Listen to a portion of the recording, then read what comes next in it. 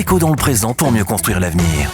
La chronique d'Interentreprise avec Francette Florimond. Bonjour, j'espère que vous allez bien.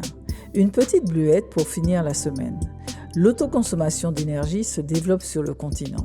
À mi-2023, la France continentale comptait 325 939 autoconsommateurs individuels d'énergie, soit une hausse de 77% par rapport à la même période un an auparavant, soit plus de 50 000 nouvelles installations chaque trimestre.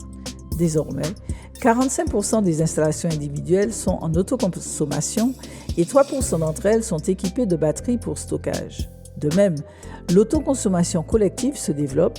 169 installations étaient en activité à fin février 2023, alimentant 3150 personnes. Pourquoi je vous parle de cette belle performance continentale ? Parce qu'outre-mer, alors que le soleil y est abondant et que l'autoconsommation pourrait avoir de la pertinence pour contenir le coût des factures énergétiques, rien ne se passe sur ce segment d'activité depuis 2016, année du lancement de l'unique appel d'offres sur le sujet concernant l'outre-mer. Dans le même temps, depuis cette même date, 3 cycles d'appels d'offres ont concerné la France continentale, dont les derniers lauréats ont été désignés en janvier 2023.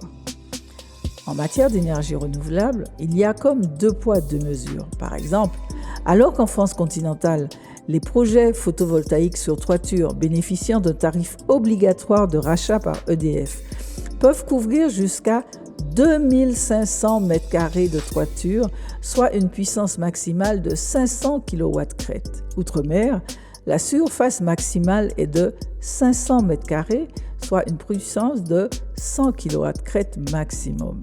Ce décalage persiste depuis 2020, malgré toutes les promesses du gouvernement et le courroux de l'Union européenne. Une manière sans doute de préserver quelques intérêts.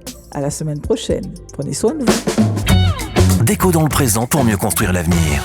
La chronique d'Interentreprise avec Francette Florimond.